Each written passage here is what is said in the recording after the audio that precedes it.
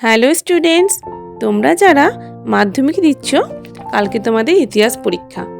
আশা করি তোমাদের খুব ভালো করে প্রিপারেশন হয়ে গেছে।